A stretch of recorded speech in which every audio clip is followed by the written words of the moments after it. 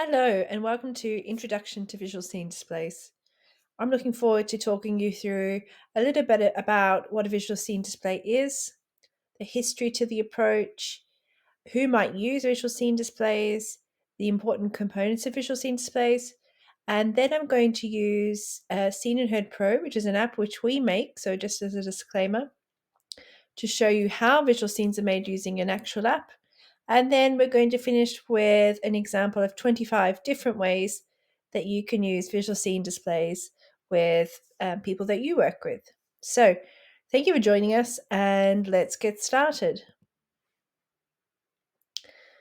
Visual scene displays are a tool used in a field we call AAC, which is alternative and augmentative communication.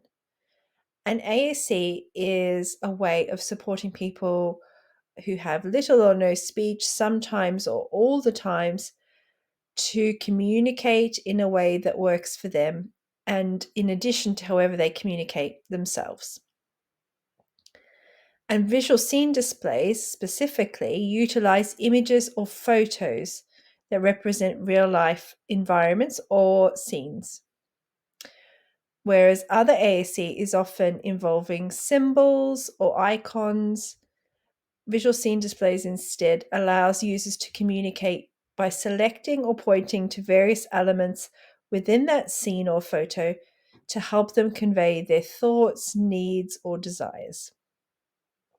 These visual scenes can be customized to match the user's surrounds or their personal communication context. So that makes them highly contextual and personalized AAC tools.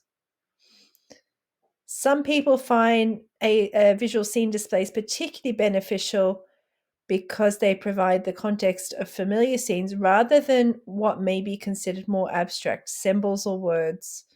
And so they can use pictures of their own environment, their own family, and their activities that they participate in to support their communication. Many people can benefit from using visual scene displays, and I'm just going to talk through a couple of examples for you. Autistic individuals may find visual scene displays support them by using a more visual approach to supporting communication through the use of scenes. Children with developmental delays may find visual scene displays useful where using symbols or text would be too abstract or complex. People with aphasia, for example, after a stroke, who have difficulty using language or speech, may find that visual scene displays can be supporting them to communicate in conversations or communicating their basic needs. Similarly, people after a traumatic brain injury may find that visual scene displays can support their communication both during the rehab process but also on a longer term, where from a language point of view or cognitively, having a visual scene of their real environment is a suitable way of communicating. Visual scene displays can be adapted to use on a variety of devices, and most commonly are used on touchscreen devices, and can be quite accessible because the target areas for people using them can be as large as the screen, or dividing the screen in half, for example. So it can make it easier for people who need to use the touchscreen but have limited motor control. You can also use visual scene displays with switches and eye tracking often. Communication partners such as caregivers, family members, teachers, and therapists may also benefit from visual scene displays when they model communication and helping them provide a visual framework to support the communication of the people that they support who use AAC. Visual scene displays can also be useful for people in complex communication situations and people in everyday situations. So they can be tailored to the particular situation that somebody is in. So that might be having a scene of a restaurant for when you need to order food at that same particular restaurant. Or it might be pictures from a particular social activity that you'd like to undertake, about your daily routine, and it's incredibly versatile because you can make them on the go for each scenario or setting that you're going to enter. However, it's very important to note that the effectiveness of visual scene displays differs between person to person, and the choice of ASC system should always be individualized based on each person's specific needs, preferences, and abilities. Assessment by a speech and language therapist or an AAC specialist is typically recommended to determine the most suitable AAC approach for each individual. Okay, we're going to talk a little bit about the history of visual scene displays, just very quickly. Of course, people have been augmenting their communication for a very long time, probably from the beginning of time, using gestures, sign languages, and pictures. However, communication boards were likely to have been documented in the early 20th century, where people were likely to have used communication boards with different pictures to help people with limited speech or language to communicate. In the 1970s and 80s, we started to see the introduction of high-tech ASE. So that would have been very simple keyboards and simple grids of pictures and symbols that were used to help support people with speech or language difficulties. And from the 2000s onwards, we've seen the use of visual scene displays grow. We've seen research in this area grow, and we know much more now about the design of visual scene displays, the use of them, and how their use is evaluated. And we've also been able to see more generally the benefit of other ASC advances related to things such as machine learning and looking at interface design more broadly. One of the big steps forward has been in ASC in general, but the use of smartphones and tablets. And that's enabled the integration of visual scene display approaches on these devices. And because of their relative affordability and their size, that's made visual scene displays quite portable and accessible. The advances in this underlying technology on iPads and as such has also helped with advances in adding on accessibility options like eye tracking so that visual scene displays can be used by a broader range of users. So as I said, the history of visual scene displays is generally intertwined with the broader development of ASC tools and technologies, and they've evolved over the years with leveraging advancements in technology and research so that people with communication difficulties have been able to use, hopefully, more intuitive and contextually meaningful communication options. And hopefully, this will be a trend that continues. I'm now going to talk about 6 key components of visual scenes and discuss a little bit more about what actually exists within a visual scene. So first and foremost, you have the scene. So that is a photo or a picture that serves as the visual context for communication. It can be a photo, as I said, or it could be a drawing or an illustration that represents a specific location, activity, or situation. And now, the choice of scene is crucial because it provides the context for the user to communicate with. So you've got a photo and then you add on hotspots. And the hotspots, which are often drawn on key elements of the photo, are active areas, which are specific regions or objects within that scene that the person can select to communicate. And these hotspots are then associated with symbols, with actions or spoken messages. And when somebody chooses or taps on the hotspot, it triggers that output. So it might be a spoken message. So if you had a scene of somebody in their kitchen and you tapped on their kettle, it might say kettle, or it might say a cup of tea, please. And it triggers that output. But it could also trigger a video, a symbol, a transition to another scene about making a cup of tea. The options are pretty flexible and are growing as this field of ASC advances. It is possible to add further symbols and images to a visual scene display, and even though that's not the key component of it, they can be used in addition in a hybrid manner or to support the visual scene display. Visual scene displays often have navigation controls because you need to move between the scenes or the pages, or to move around the scene or page sometimes. So you need to have some navigation controls. You need to have some speech output. So that could either be synthesized speech or pre-recorded audio, depending on the system's capabilities and the person's preference.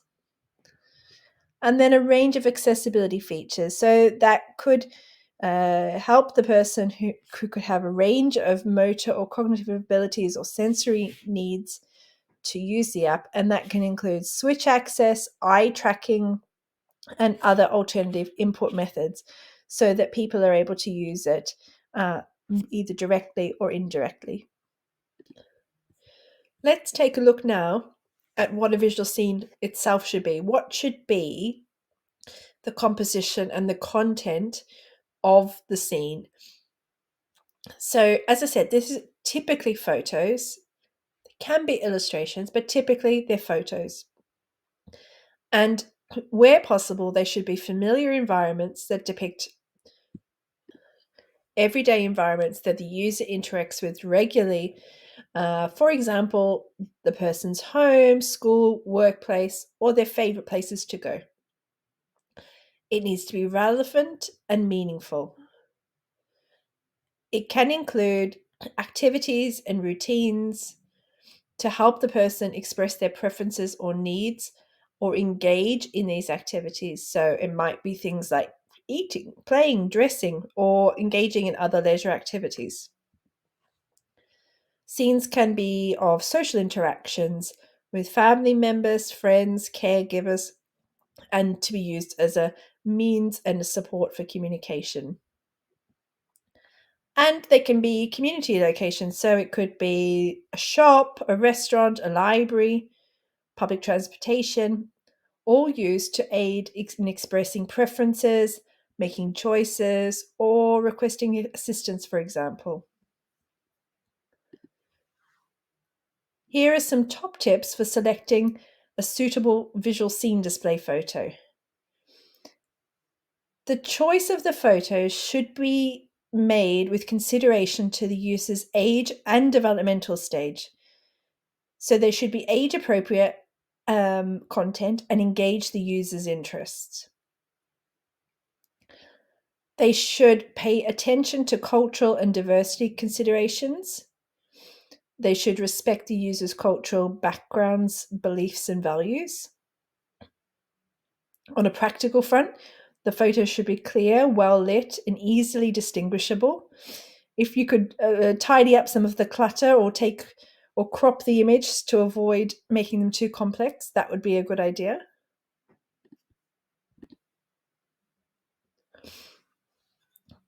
Further to this, you should minimize distractions in the photo, and the focus should be on the key components of the scene that are relevant for communication. Where possible, it'd be great to provide a variety of scenes that cover a range of communication needs and situations. And having multiple scenes would allow somebody to have greater flexibility in their communication. Another key thing, which I think we need to consider, is to think about updating the photos and incorporating seasonal changes. So that might be updating scenes because if you had a dressing scene of summer clothing and it was now winter, it would make sense to update that scene to have appropriate clothing. Or if a birthday was coming up, or special occasions or different holidays, it would be important to update those to make sure that the content was relevant. So it's important to remember that the effectiveness of a visual scene display varies. And it's really important that there's an ongoing evaluation of what scenes you have available to that person, and that with them and their communication partners, you adjust those scenes, what's the content of the scenes, the hotspots in the scenes, so that they meet their communication goals and needs. And really, when you think about visual scene displays, customization and personalization are key principles in designing effective visual scene displays to support the communication of people with communication disabilities. So that's all about scenes. Let's now think about hotspots. So as I said before, hotspots often refer to a specific regional area within the scene that are designed for interaction. They're typically touch-sensitive, selectable areas that someone can tap on to communicate. Hotspots are interactive regions within the scene. They're typically outlined or visually indicated to distinguish them from the rest of the scene, but sometimes they're just left as an intuitive area that you might tap on, or you might be left to explore the scene to find the hotspots. Each hotspot is linked to a word, a spoken message, a symbol, or an action. And when they tap the hotspot, it triggers the communication output. For example, touching a hotspot depicting a bed might trigger the output of bed or go to bed. These hotspots are strategically placed within the scene to align with the context or situation depicted. For instance, the scene of the kitchen might have hotspots on various appliances and objects, allowing the user to communicate about specific kitchen-related activities or needs.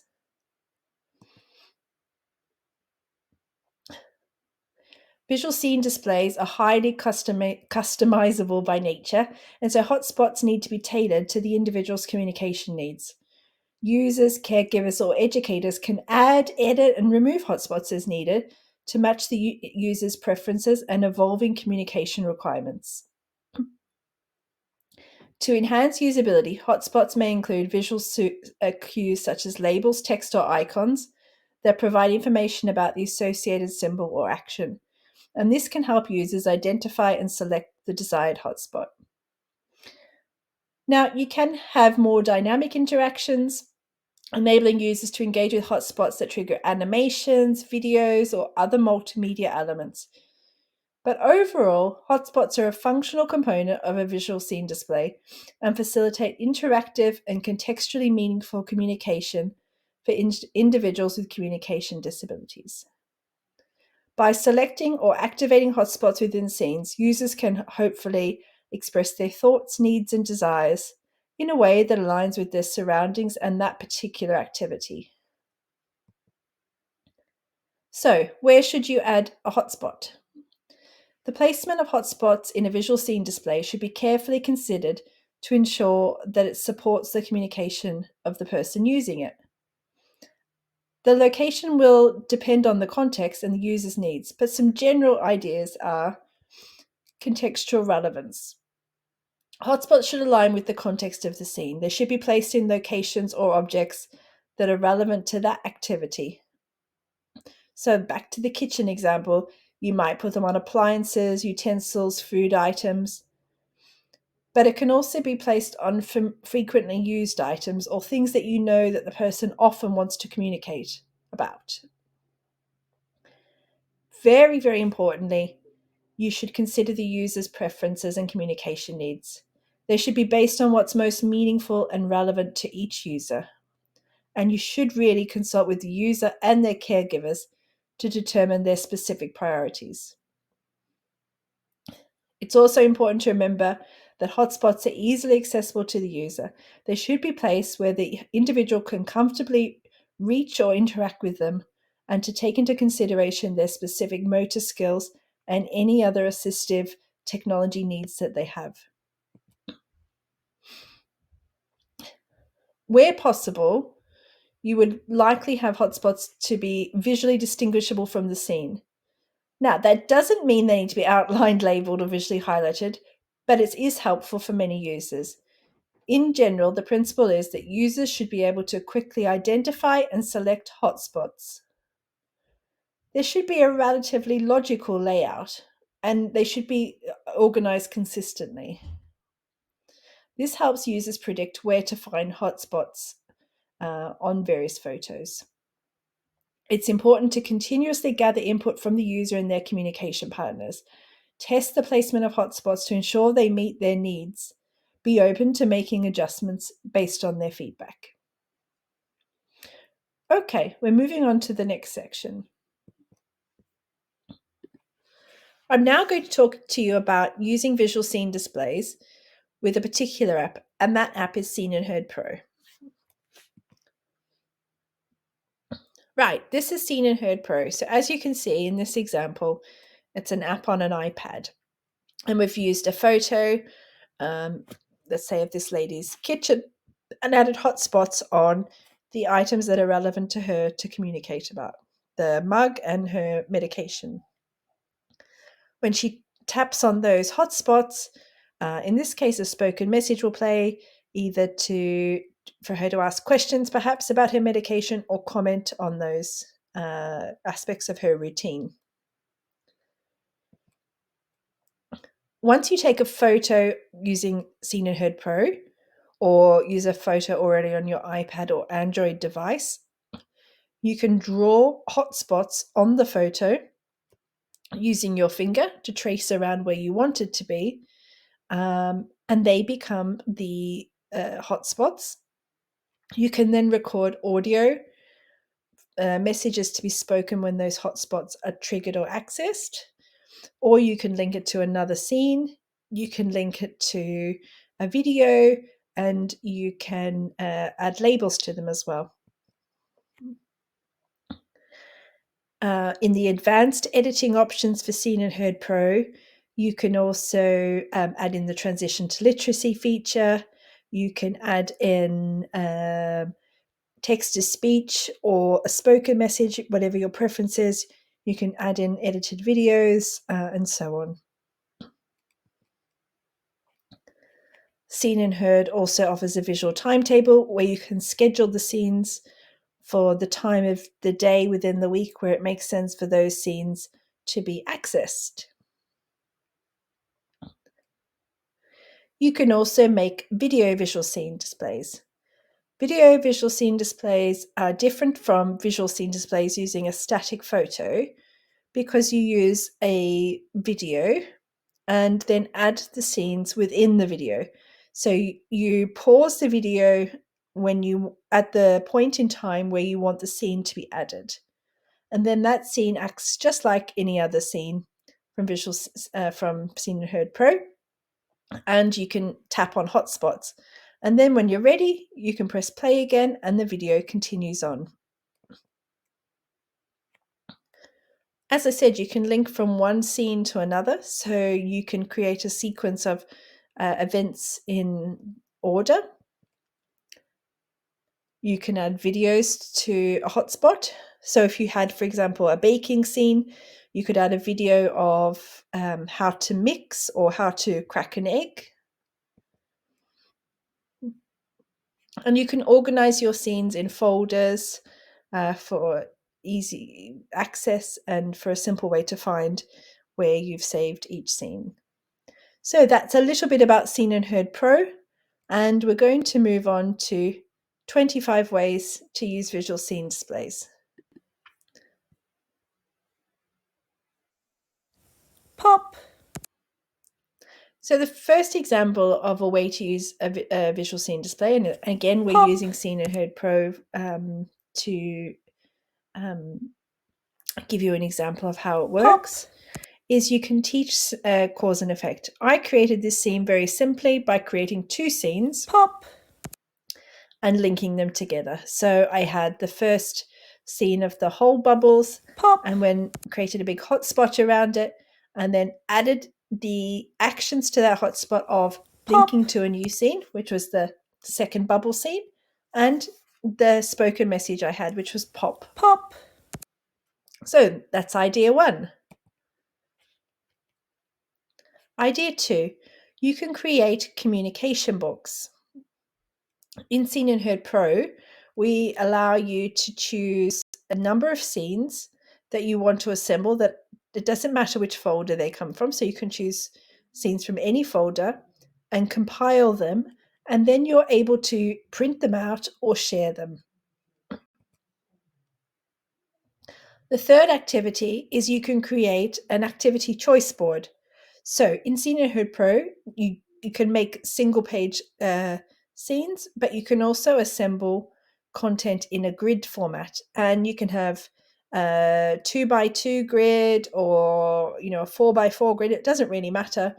And then within each of those cells, you're able to place an activity that you want to offer as a choice. So it could be the activities that are available that afternoon in the kindergarten, or they could be the 4 activities that a child likes to do after school. So you can adjust and change this. And then when you tap on them, it could, for example, if you wanted to further, link them to the specific scene about that activity. I loved drawing today. I drew a red picture. I concentrated so well. I loved drawing Here's today. an example of using a visual scene display for school home communication. I concentrated so Using well. it this way, I can create with a child all about what they did that day, and then they can take it home and show mum and dad what they did.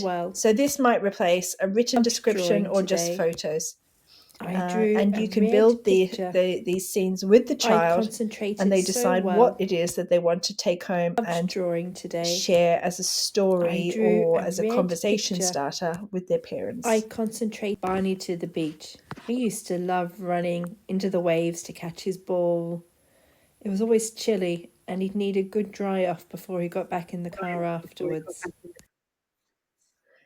Barney to this the beach. Example is for an older into the waves to catch client his group, ball. and you could use Seen and Heard Pro as a reminiscence tool. So using photos from the past, old wedding photos, old family photos, you can scan them in if they're not on the iPad themselves. Chilly, and he'd need a good dry and then add off before he hotspots got on back them. in the And car I've seen this used nicely where people have added, for example, music from that era, He used to or love running into the waves little to catch stories his ball. about what had happened It was in always that chilly, photo, or and he'd need a good dry related off to the before he people got in the back in the photo. car afterwards.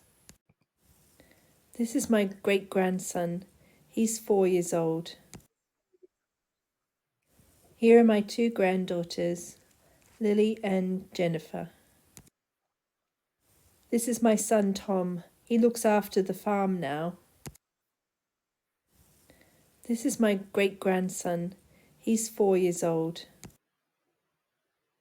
So this is an example of how you might use Seen and Heard, again in that grid layout, with individual photos, each of which has a message attached to them, for somebody perhaps with dementia or other cognitive difficulties to be able to talk about their family members or be reminded about who they are. So it might be photos of people in their family and a little anecdote or a story, This is or my it son could simply Tom. just be He looks a after reminder the of farm their now. names.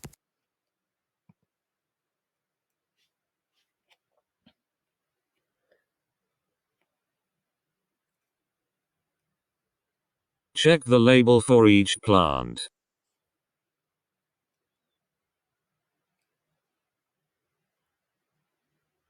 Write the name of the plant on the list. So here you're seeing the video visual scene display in action, and it works really nicely within the context of a vocational work support. Here the video provides the sequence Check the label for this person to undertake, and it's spliced with scenes that then provide opportunities for the vocabulary Write or the name of the plant on the list, or more information about what's required at that point in time. So you play and then you pause when the scenes come on, and after you finish using the scenes, you can then progress on. Wash your hands first.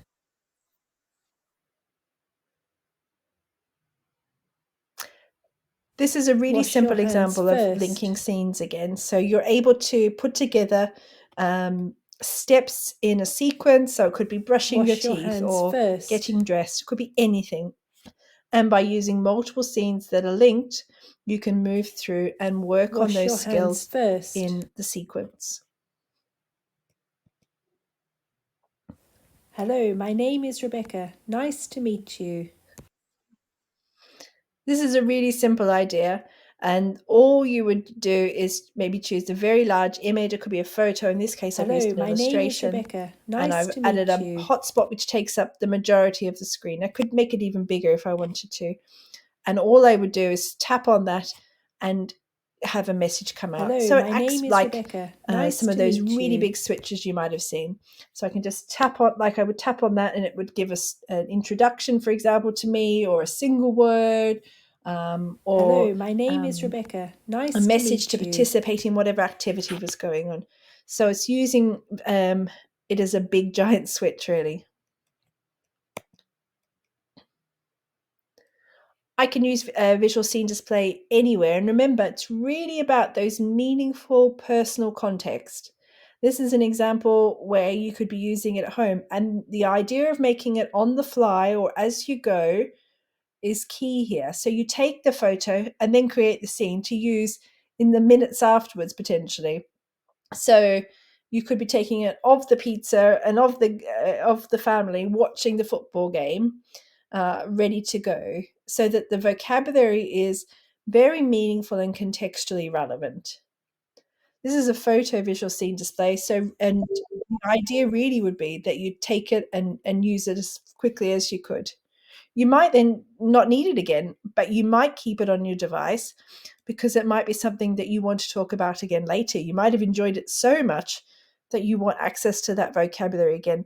Or you could edit the hotspots to talk about it in the past. So it might change from being pass me some pizza, please, or yay, my team won.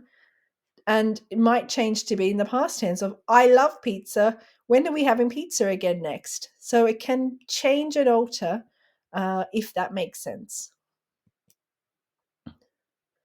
This is a similar example. And like I said, it can be used for specific communication for that activity that's about to happen. Going to the cinema, going bowling, going to an activity where you create the content so that it's ready to use while you're there. Again, you might get rid of it afterwards. It might not make any sense to keep it, but it might be something that you then hold on to for the next time you go to the cinema.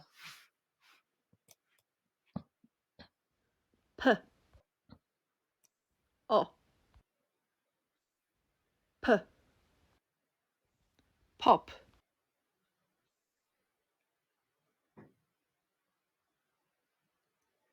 This is an example of using the transition to literacy feature within Seniorhood Pro. O. This is backed by lots of research from the RERC, Pop. for AAC, and is an example of providing an opportunity to expose an AAC user to early literacy skills. In this case, a decodable word where each phoneme is used or is presented one by one and then synthesized as the whole word. It's a feature you can turn off and on, but is something to consider when you're creating visual scene displays or using Seniorhood Pro to think about the literacy opportunities for the person using it. Bicycle. It doesn't just have to be a decodable word that you use. It can be a sight word or a non-decodable word. And you can also use Seniorhood Pro that way. Be worth the entrance money. At the sight what laughter peals, 'tis an elephant on wheels. Close behind him a relation, in a state of perspiration, dons his specs and wields his fan, just like any gentleman.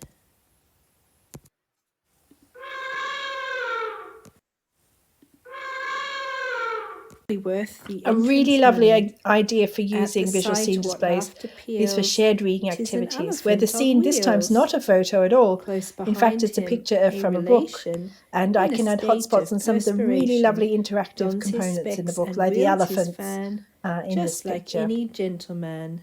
Could be a page that you have, or it could be the whole book if the child was at that level. Please give me advance warning before we transition to something new.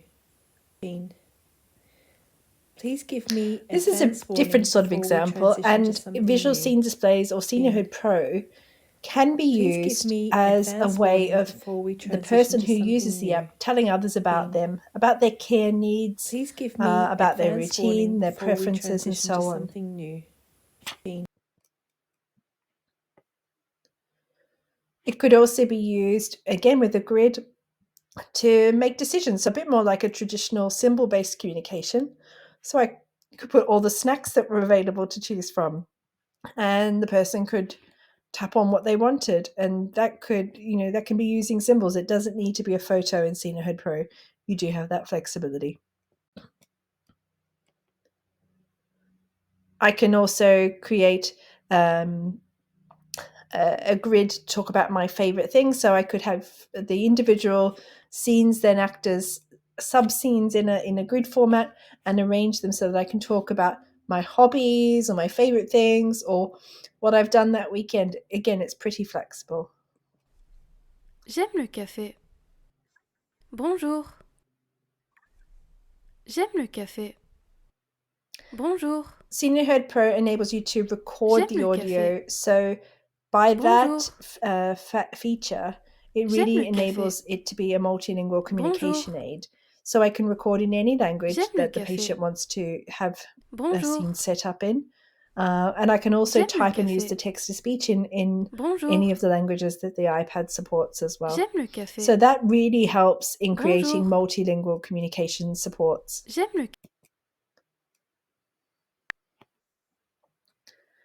Really, the aim of Seniorhood Pro is to make communication setups really quickly and easily. So this is just an example of how fast it is to make a visual scene display. Here you can see taking the photo, drawing the hotspot, recording, and you're done. It's that quick. You can straight away then start using the scene on the go. So it's really about on the fly, just in time communication. On my iPad. I can use a knife with supervision. On my iPad. Just like sharing about your care needs, it might be important to be able to share communication between home and, say, a day centre or a rehab centre or a vocational workplace. So it's possible to create scenes sometimes. It's easier to visually provide that information about safety aspects or preferences. So that, again, makes it really simple using photos and even using videos.